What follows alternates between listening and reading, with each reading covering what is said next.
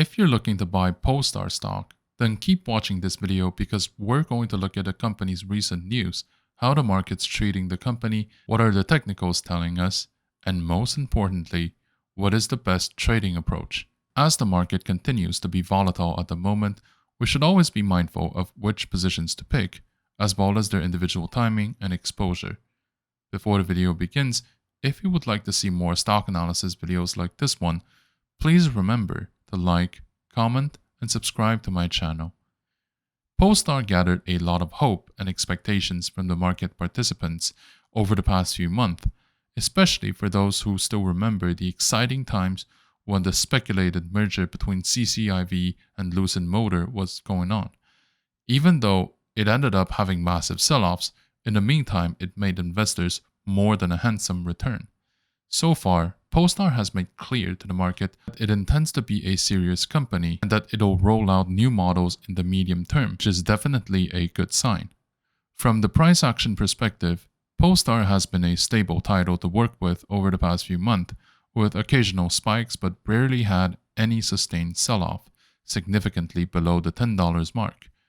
Now that the merger with GGPI has completed, I believe that Polestar will certainly take some time to reveal its full potentials to the market, but in the meantime, I do expect the price action to undergo a relatively calm period of relatively light trading volume, especially in that period of time before new catalysts show themselves. Now, let's also take a look at the technicals of Polestar. The trading volume has recently been around 1 million shares to an average volume of 6 million shares. Over the previous 52-week period, its price fluctuated between $8.53 and $16.41. The volume of shares traded tells us how many shares are being bought and sold at any given time in the market and if there's enough liquidity to support a trading strategy. If the float is still very thin, it would be very easy to influence the stock price, but low liquidity could mean that the demand is limited as well as we compare the current volume against the average volume. There might also be possibilities for trend reversals or breakthrough if the difference is very large. For example, if the stock were to break through, the current volume would be significantly higher than the average volume. The market cap for Polestar is currently around $4.9 billion versus the enterprise value of $1.1 billion. To put simply, the market cap is the fair market value the company has based on the current market sentiment, the company's reputation, and other macroeconomic factors, whereas the enterprise value is usually the cost the company has already paid for its assets after paying off the debts. It's worth mentioning that one of the most significant assets for a lot of growth companies might be the intangibles, meaning they're not items or stocks that a company could use to generate income, but secondary items providing growth potentials for the future, like pledges for more contracts, blueprints for new products, and intellectual properties. For startups, most of their valuations are based on the intangibles, meaning they could be valued in more favorable market terms. And what this means for real is that there could be a huge difference between the market cap and the enterprise value, giving a false impression to market participants that a company is trading at a discount. It's only trading below its book value, but that doesn't mean that a company itself is necessarily undervalued. It's also possible that a company itself was overvalued in the first place and that it has deflated itself ever since. As we compare the current price to the historical price fluctuations, the stock is 18% higher than the 1-month low, 18% higher than the 3-month low, and 18% higher than the 52-week low.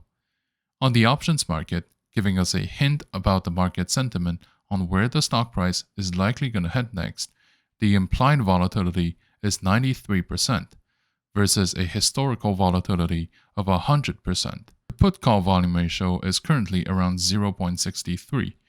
It is normal for most stocks to tend to have a higher put option volume than what they deserve because many institutional investors hedge their long positions by buying put options.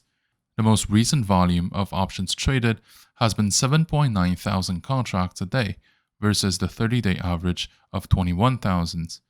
In terms of open interest, the most recent volume of open interest has been 254,000 contracts versus a 30-day average of 218,000 contracts.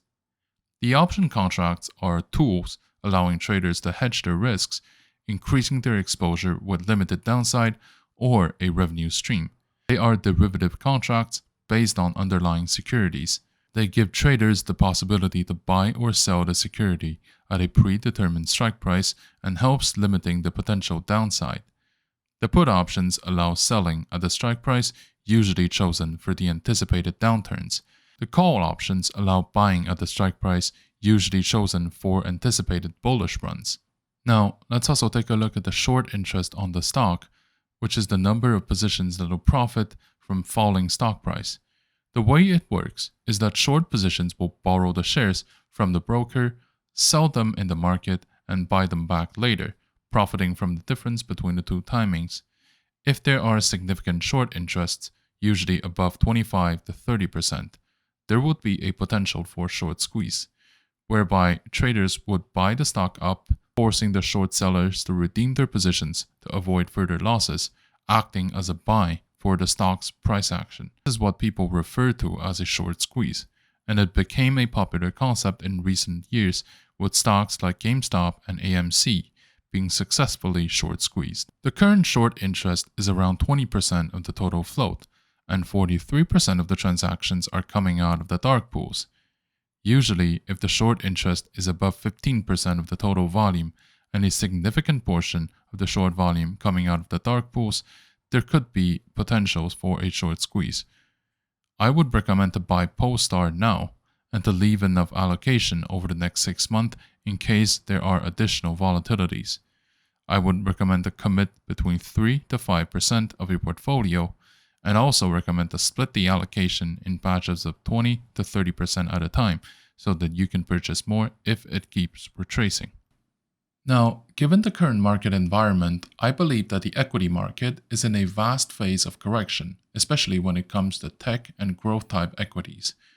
The financial market has been living and breathing thanks to the continuous creation of new capital, with different waves of quantitative easings, which will have consequences on the price of assets as well as their yields. With the interest rates kept relatively low over the years and the increase of amount of capital in circulation, this will keep putting significant pressure on the profit that we can expect the investment products across the board. And this, by the way, is a reality that may shift in the years to come if the interest rate of core infrastructures within our globally financialized system increases. It's useful to remember that the market doesn't represent the real economy, and of course, the real economy doesn't always reflect in the stock performance, since the name of the game here is ultimately called supply and demand, which depends on a whole bunch of factors that go way beyond our own control. If we think about it, this is like saying, if your neighborhood house that is put up for sale is only allowing those who actually want to live inside to buy it, versus if you allow every single type of buyer with different intent or reasons to buy or to sell it. So obviously, there will be a significant difference in the price of this asset for those two scenarios. The market currently works more like the second option, and assuming that it would only reflect the fundamentals of the underlying economy would correspond to the first option. There are a few elements that are considered to be the reasons. The first one is the significant increase of amount of money printed by the central banks around the world, which is then distributed to the banks with the expectation that they will be loaned to businesses. Normally, that's a good thing, but with a lack of opportunities in the real economy, the significant portion of that money actually went back to the financial system to buy up the price of existing assets. Now that the QEs have been wrapping up, or ended around the world, I think that this drive behind asset price may no longer be as relevant as it is right now for the future. It is now compensated by the arrival of capital from one region to another, and from one sector to another even within the same jurisdiction. With the increase of tensions around the world, capital is always looking for a safe haven to park their money into, not just for a place to grow the nominal value, but with a currency that tends to keep its purchasing power as well. The third factor is the creation or the birth of artificial bubbles, either maintained by the market trends built up over the years or out of necessity. Capital needs to find a place to stay. Some good examples of this would include the EV sector in the 2020 and the oil and gas securities when there are tensions around the world. Either way, when it comes to the price trends of the market, the degree of uncertainty is a key drive behind the price fluctuations, and that is likely going to increase as we go on from there. When companies announce that they are going to enter or exit different markets, or that they will be trading on different platforms and exchanges, this can all have significant ramifications on the price of this asset. Some of the considerations to have when operating in this context include having a clear view of what is going on, especially regarding the cash flow and the capital flow, and avoid certain potential pitfalls. One of these is to be careful with short positions. Inherently, short positions are riskier than long positions as the downside of long positions is limited, whereas the short positions can lose you as much money as the stock price may reach, which is infinite. On top of that, we're now seeing a new phenomenon with short squeezes, involving a group of retail traders propping the stock price up, forcing short sellers to recover their positions. Sometimes the attempt will not succeed, but sometimes they end up in very spectacular success. Something else to consider is to treat tech stocks with care. To start, ask questions when the price of a security skyrockets without real fundamentals.